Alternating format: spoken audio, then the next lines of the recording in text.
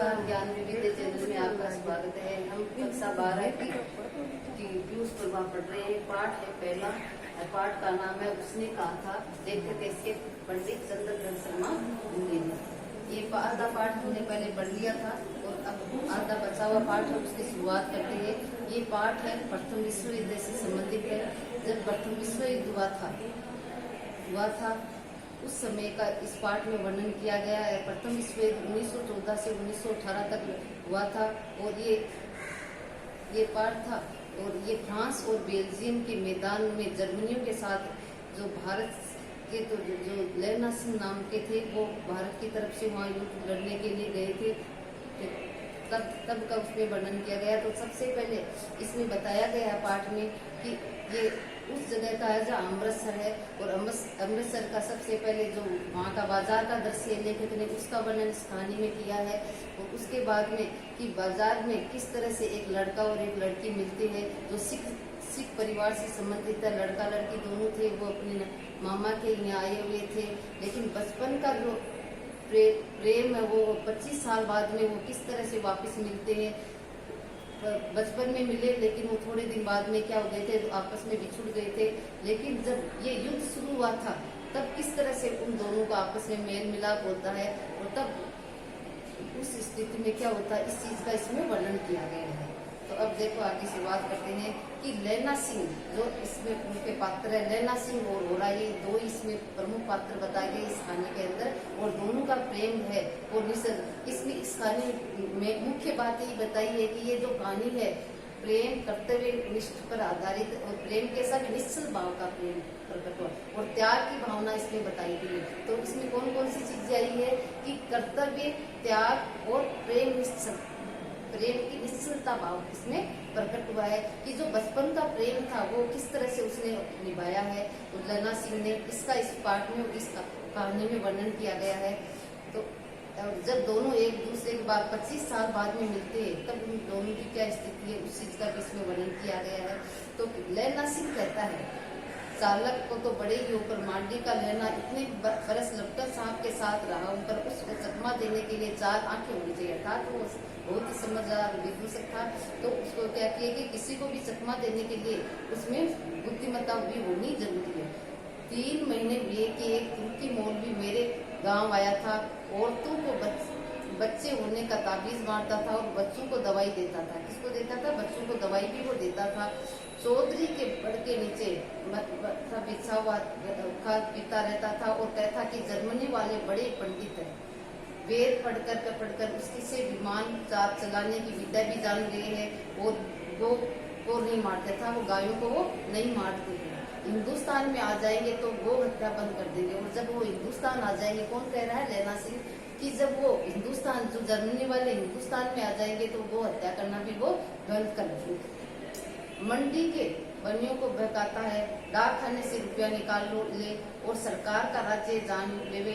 डाक बाबू के फोटो में डर गया था। मैंने मुल्ला जी से दाढ़ी उड़ा दी और गांव से बाहर निकलने को कहा था कि और उसे मेरे गांव में अब पैर रख रहा। इस तरह से वो मुल्ला था ना, ताबीज वगैरह बच्चों को औरतों को बच्चे होने का आशीर्वाद दे रहा था। तो उसने उस मुल्ला को क्या कहा कि तू अब कभी इस गांव में वापस नहीं आएगा। इस तरह से उसने कहा था।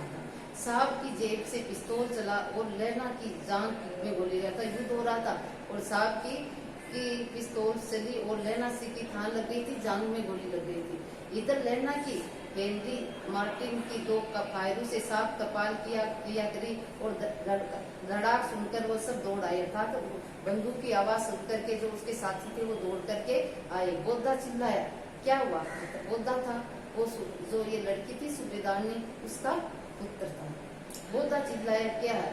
क्योंकि उस जो अमृतसर बाजार में जो लड़की मिली थी उसका पति और जो बेटा था वो भी इस लैला सिंह के साथ में युद्ध में थे। तो बोधा सिंह था वो चिल्लाकर था कि ये क्या हुआ? तो लैला सिंह ने उसे ये कहकर सुला दिया कि क्योंकि उसकी तबीयत खराब थी। बोधा सिंह थी थोड़ी तबीयत खराब थी जिसके कारण वो आराम कर रहा था।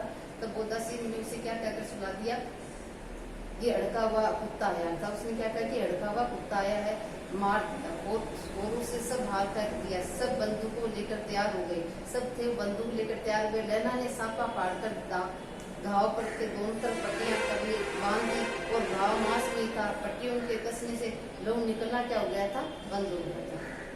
इतने में 70 जर्मनी चिल्लाकर, जर्मनियों से युद्ध हो रहा था ना, जो शत्रु थे खाई में घुस पड़े। सिखों की बंदूकों की बाढ़ से पहले दावे को रोका था। पहले जो आक्रमण किया था उसको रोका गया, दूसरा भी आक्रमण को रोका गया।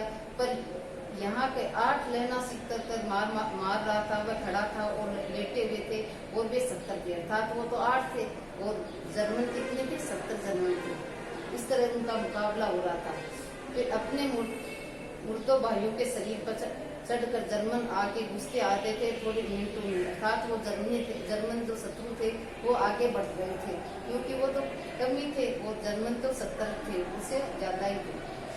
अचानक आवाज आई, वाह गुरुजी फतेह, वाह गुरुजी का खालसा, और धड़ाधड़ बंदूक की फायर जर्मनियों की पीठ पर पड़ने लगी, अर्थात वो भी बहादुर थे इसलिए वो धड़ाक से वाह गुरुजी की फतेह इस तरह का नाम लेकर क्या करने लगे, तो जर्मनियों के पीठ पर मारने लगे, गोली को दागने लगे। ऐसे मौके पर 2 चक्की के पाटू के बीच में आ गए। पीछे से सूबेदार हजारा से के जवान आ गए, आग बरसाते हुए। और सामने लेना सिंह के साथियों के संगीन चलते रहे। पास में आने पर पीछे वालों की संगीन रोना शुरू कर दिया गया था। एक किलकारी और अकाल सिख 2 फौजियाई और वाह गुरु दी फतेह, वाह गुरु जी की खालसा, सत श्री अकाल। इस लड़ाई खत्म हो गई। इस तरह से मतलब युद्ध करते हुए लड़ाई थी वो क्या हो गई थी, खत्म हो गई थी।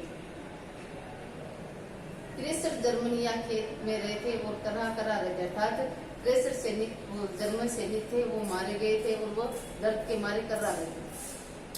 उनके पसलियों में भी गोली लगी, उनके घाव बंद की गिल्ली मिट्टी से भी पुरा लिया और बाकी का सापा कसकर कमर बंद भी कर लिया। और इससे खबर भी नहीं हुई कि लेना से दूसरा घाव भी भारी घाव लग गया और लेना सिंह को भी क्या हुए थे, युद्ध करते हुए घाव लग गया था। पहले एक घाव जान में लगा था, फिर दूसरा घाव के लेना सिंह के लग गया था।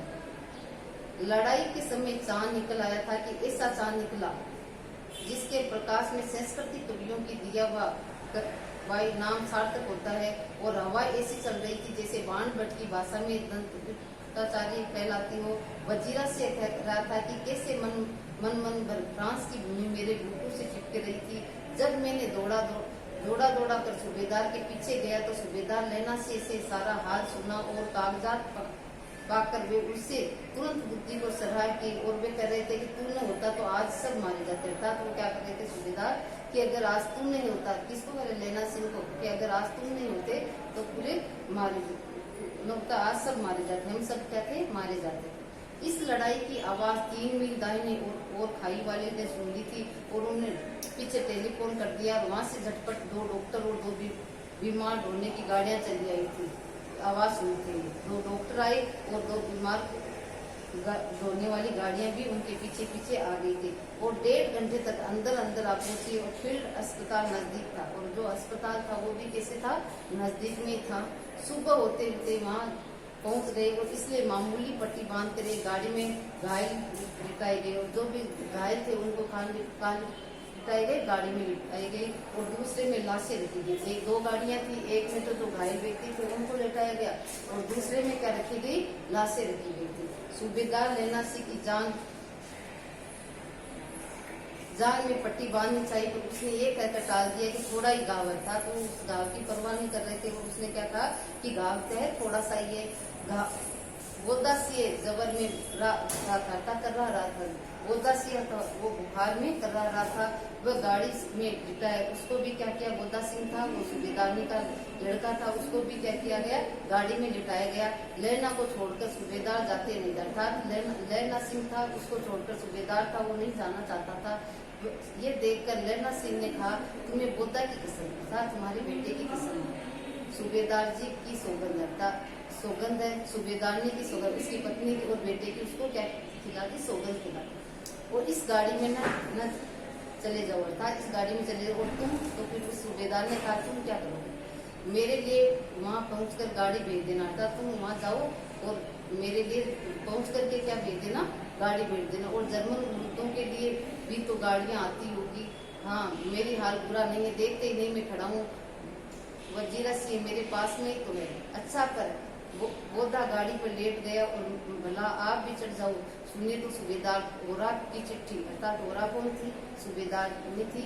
और जो किसकी? बोधा सिंह की क्या थी? माँ थी। और जो ये लैला सिंह है वो बचपन की उसकी मित्र भी थी, अर्थात प्रेमिका भी वो थी। सूबेदार ने ओरा को चिट्ठी लिखो तो मेरा माथा टेकना लिख देना। किसने कहा था ये बात? लैला सिंह ने कहा था। और जब घर जाओ तो कह देना कि मुझसे जो उसने कहा था वो मैंने पूरा कर दिया। अर्थात सूबेदार ने मुझसे जो कहा था वो आज मैंने क्या कर दिया है, क्योंकि वो अपना जीवन अपना बलिदान देकर उसके बेटे और पति को क्या किया था? बचाया था। और सूबेदार ने ये बात कही भी थी उस समय जब वो युद्ध में आ रहे थे। तो उसने क्या कहा था कि जिस तरह से तुमने मेरे को कि बचपन में सूबेदार ने थी ना, उसको क्या किया था? तांगे वाले से उसको तांगे के बीच में आ गई थी वो, तो घोड़े के बीच में से उसने क्या किया था? लैला सिंह ने उस सूबेदार को बचाया था। तो उसने तब लैला सिंह को उसने क्या कहा कि जिस तरह से तुमने मेरे को बचपन में बचाया था उसी तरह तुम मेरे पुत्र और पति की क्या करना है? रक्षा करना है। इसलिए ये पाठ का नाम भी है उसने कहा था। अर्थात किसने कहा था? सूबेदार ने कहा था। तो माथा टेकना और जब घर जाओ तो कह देना मुझसे उनसे कहा था मैंने कर दिया। अर्थात आपने जो मेरे से जो वादा मांगा था वो, अर्थात मैं जो किया था वो कहने जो मेरे पुत्र और मेरे पति की रक्षा करना वो वादा मैंने आज पूरा कर दिया। गाड़ियां चल पड़ी। सूबेदार ने चढ़ते चढ़ते लैला का हाथ पकड़ कर कहा तेने मेरे और बोधा के प्राण बचाए था। तुमने बोधा और मेरे के क्या बचाए? प्राण बचाए। लिखना कैसे? साथ ही घर में अपने सूबेदार ने तो ये भी कह देना उसे उसने क्या कहा था? उस सूबेदार ने मुझसे क्या कहा था वो भी कह देना उसे। अब आप गाड़ी पर चढ़ जाओ, मैंने जो कहा वह लिख देना और कह देना। गाड़ी के जाते लैला लेट गया और वजीरा पानी पिला दो और मेरा कमरबंद खोल दो, तर हो रहा हूँ। उनकी वो स्थिति थी वो बिगड़ती ही जा रही थी।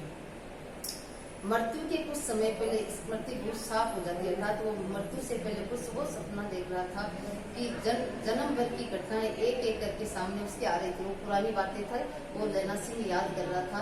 सारे दृश्य रंग साफ होते हैं, समय की धुंध बिल्कुल उन पर से हट जाती है। अर्थात जो पुरानी यादें थी वो बिल्कुल ताजा हो रही थी और वो सपना देख रहा था।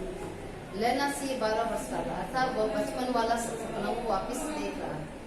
जो वो अमृतसर के बाजार में मिले थे ना उस समय का वो लैला सिंह वापिस वो सपना देख रहा था कि लैला सिंह 12 वर्ष का है, अमृतसर में मामा के यहाँ आया हुआ है। खाली वापिस शुरुआत होती है इसमें। आया हुआ है दही वाले के यहाँ, सब्जी वाले के यहाँ हर कहीं उसे एक 8 वर्ष की लड़की मिल जाती। जो सूबेदार ने थी वो 8 वर्ष की थी। लैला सिंह कितने साल का था? 12 वर्ष का। और ये लड़की कितने साल की थी? 8 साल की। दोनों कहाँ मिलते हैं? अमृतसर के बाजार में। कहाँ मिले थे दोनों? एक बार तो सब दही वाले, सबसे पहले तो दही वाले के पास मिले थे, उसके बाद में सब्जी वाले के पास मिले थे। इस तरह से उन दोनों की क्या हुई थी? मुलाकात हो गई थी। जब वह पूछता तेरी कुर्माई हो गई है, आज मैंने कुर्माई का अर्थ क्या बताता? सगाई हो गई। कि जब भी वो उससे मिलता तो एक ही बात पूछता था कि तेरी कुर्माई हो गई क्या? तब वह दत्त ये कहकर भाग जाती है। एक दिन उसने वैसा ही पूछा तो उसने कहा हाँ कल हो गई। देखते नहीं ये रेशम फूलने वाला सालूनी से दुपट्टा, जो रेशमी दुपट्टा है, सुनते हुए लैला सिंह का दुख हुआ और क्रोध हुआ। क्यों हुआ? वजीरा से पानी पिला था। तो वो दुख ये बात याद कर रहा था। याद करते करते उसे लैला सिंह को बहुत ही दुख हो गया और क्या कहा कि तो वजीरा सिंह को पानी पिला। 25 वर्ष बीत गए और अब लैला सिंह नवंबर स्वतंत्र राइफल में जमादार हो गए थे। उस 8 वर्षीय कन्या का ध्यान नहीं न रहा, न मालूम कभी मिली थी या नहीं। 7 दिन की छुट्टी लेकर जमीन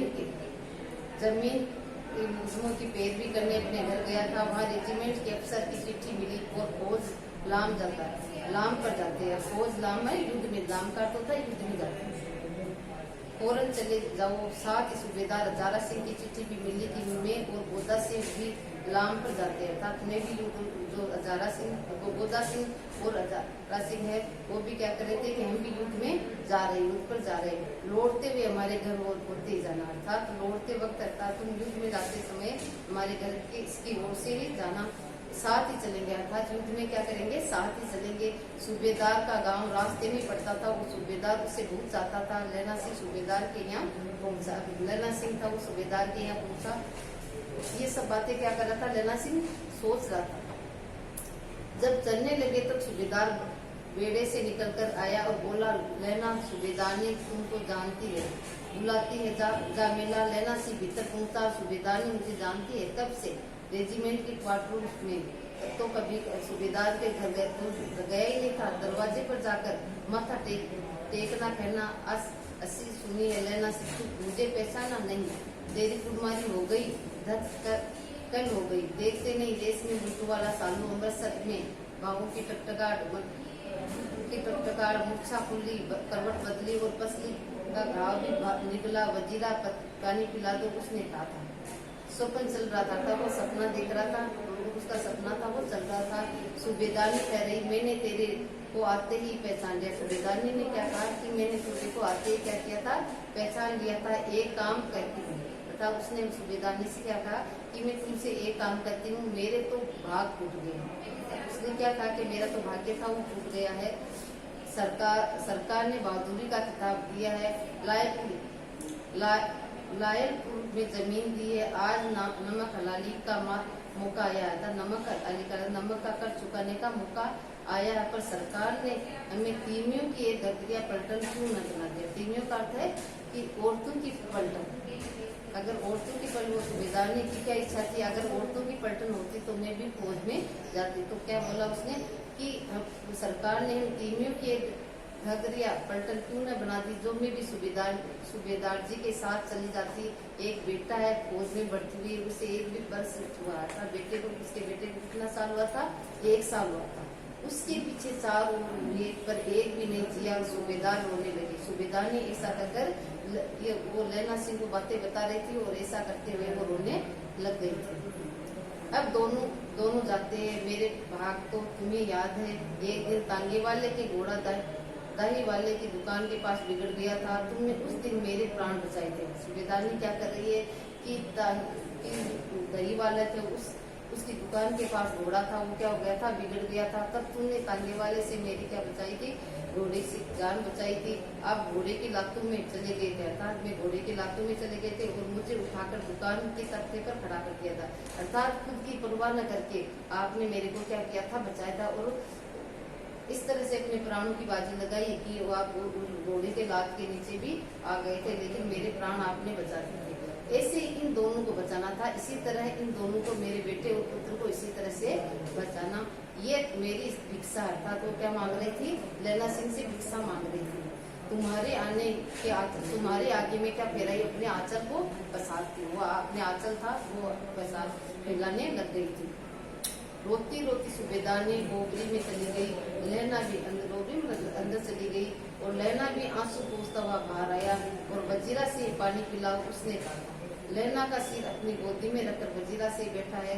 जब मांगता है तब पानी पिला देता है, तब जब वो पानी की इच्छा होती है तो वो क्या करता है, उसे पानी, क्योंकि ये लैला सिंह का अंतिम समय था। आप घंटे तक लैला चुप रहता, फिर बोला, कौन, किरदार से। वजीरा ने कुछ समझकर कहा, हाँ भैया मुझे ऊंचा कर ले, अपने पट पर मेरा सिर रख ले।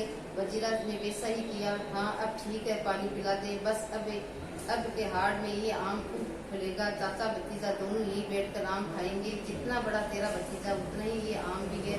जिस महीने में उसका जन्म हुआ था उसी महीने में मैंने इसे लगाया था। वजीरा से क्या टपक रहे थे। कुछ दिन पीछे लोगों ने अखबार में पढ़ा कि फ्रांस और बेल्जियम के 68वीं सूची में मैदान में गाँव में मारा गया नंबर 77 सिख राइफल जमादार लैला सिंह। ये था, पाठ पूरा हो गया है।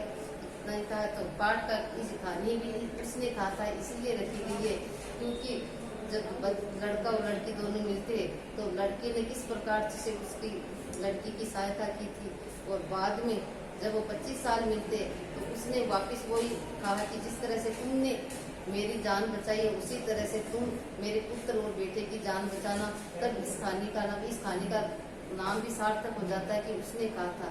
तो उसने अपने वचन का क्या किया था, पालन भी किया। और वचन का पालन करके लैला सिंह ने अपने प्राणों की क्या लगा दी थी, बाजी लगा दी थी। इसलिए इस कहानी का नाम उसने कहा था, शीर्षक वो सार्थ। अब प्रश्न पाठ्यगत के हैं कि उसने कहा था कहानी का नायक कौन है। उसने कहा था कहानी का नायक कौन है, तो इसमें प्रमुख नायक कौन था, वजीरा सिंह, लहना सिंह, हजारा सिंह और मोता सिंह। तो इसमें क्या आएगा, लहना सिंह। तेरी कुरमाई हो गई, कथन निहित भाव कौन सा है इसमें, अवसाद का, असफलता का, निश्चल प्रेम का और वेदना का। तो इसमें क्या आ जाएगा, निश्चल प्रेम था ना उन दोनों के बीच में, तो इसमें आएगा निश्चल प्रेम। अब है एक एक लाइन वाले प्रश्न। पलटन का विदूषक किससे माना जा सकता है, पलटन का विदूषक किससे माना जाता है, तो पलटन का विदूषक वजीरा सिंह को माना जाता है। कयामत आई है, अगला प्रश्न है कि कयामत आई है और लपटन साहब की वर्दी पहनकर आई है, ये कथन किसने, किससे और क्यों कहा। कयामत आई है और लपटन साहब की वर्दी पहनकर आई, ये कथन किसने कहा, तो सबसे पहले ये प्रश्न है कि ये कथन किसने कहा, तो ये कथन था लहना सिंह। किससे कहा, तो वजीरा सिंह से कहा। और क्यों कहा, जर्मन भेदियों के लिए कहा। किसके लिए कहा, जर्मन भेदियों के लिए कहा। अगला प्रश्न है, सूबेदारनी के चरित्र की दो विशेषताएं लिखिए। सूबेदारनी के चरित्र की दो विशेषताएं कौन कौन सी है।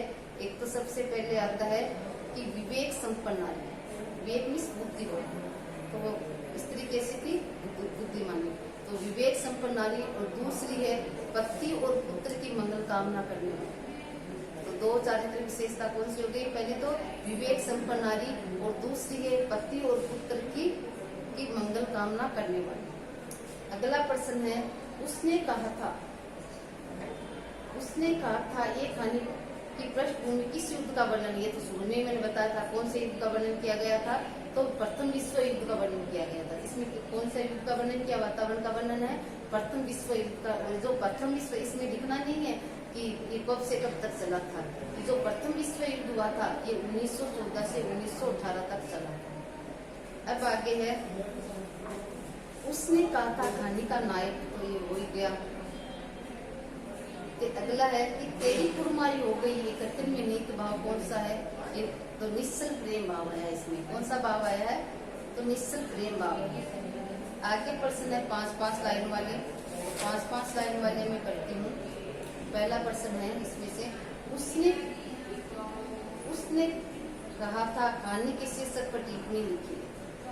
उसने कहा था कहानी को के शीर्षक पर टिप्पणी लिखी। उसने कहा था चरित्र प्रधान कहानी का शीर्षक है। ये कौन सा शीर्षक है, ये चरित्र प्रधान शीर्षक है, जो संक्षिप्त आकर्षक तथा सार्थक भी है।